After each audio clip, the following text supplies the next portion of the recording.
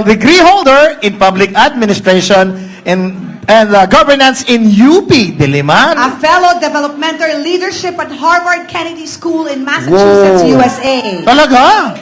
Wow! Kita niyo naman, known for his power bills, co-author of the Magna Carta for the Poor and defender of tradition in the House of Representatives. A fighter, the incorruptible, uncompromising public servant. Ladies and gentlemen, number 38 sa balota, Senator to be Rodante Marcoleta!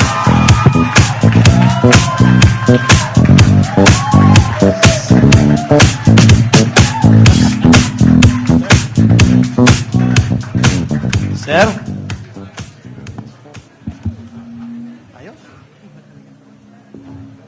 Magandang hapon po sa ating lahat. Kanina po sabi ni Senator Bato, kasama po siya sa mga nagbebenta ng suka. Yung iba naman po siguro ay bumibili ng suka. Alam po ninyo ako, dahil sa hirap yata na dinaanan ko sa aking buhay, nangungutang po ako ng suka. Pero kahit po ganun, kahit na tayong lahat ngayon na nandito ay pinaglihi lahat sa suka, tayo po lahat ay nakakakilala. Alam natin kung bakit napakataas ng pangunahing bilihin sa ating bansa. Yung hindi kumakain ng suka, hindi nila alam yun. Alam din natin na lubog na tayo. Naaamoy lang natin ay suka. Pero sila hindi nila alam. Sapagkat karamihan sa kanila ay involved sa corruption. Humirap ng humirap ang ating bansa.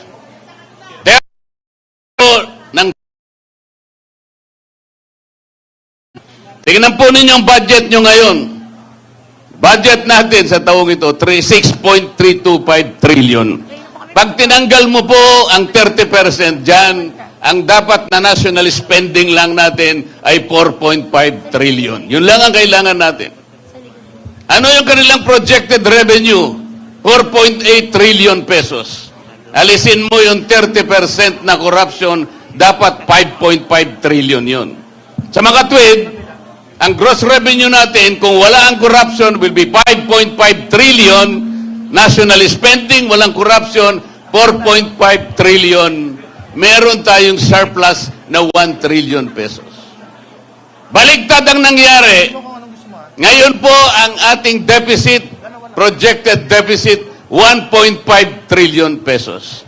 Katumbas ng mangungutang tayo, 122 billion pesos per month. 4.2 billion pesos per day or 173 million. Bakit po hindi niya maintindihan yan? Bakit tayo po na ipinaglihi lang sa suka ang nakakaintindi nito? Napakalaki po ng problema at hamon na hinaharap ng ating bansa. Ang ginagawa nila ay para pag-awayin ang Pilipino. They impeach the Vice President even if there is no basis for it.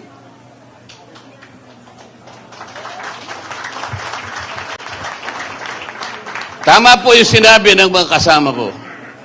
Nung pong nasa Cagayan de Oro kami, sinabi ko na, itaga mo ito sa bato, Senador. I-impeach nila ang Vice President. Nangyari na po. So, ang gagawin nila ngayon, even if the impeachment complaint was a handiwork of the 19th Congress, ang gagawin nila pagdating ng 20th Congress, pipilitin nila na doon nila litisin ang ating Vice President. There is a constitutional issue here. Kailangan po ninyo yung abogado na makakarating sa 20th Congress. Kailangan po ninyo yung abogado na lalaban para sa inyo, para sa katuwiran Sapagkat kung wala po kayong dadalhin na abogado doon na magtatanggol, our country will be going to the dogs. Hindi ko na po hahabaan ang aking sasabihin. Nagkakaintindihan naman po tayo. Gusto ko na lamang ikwento sa inyo nung inimbita po ako ng Filipino Inventor Society. Napakarami po pala nilang nagawang invention.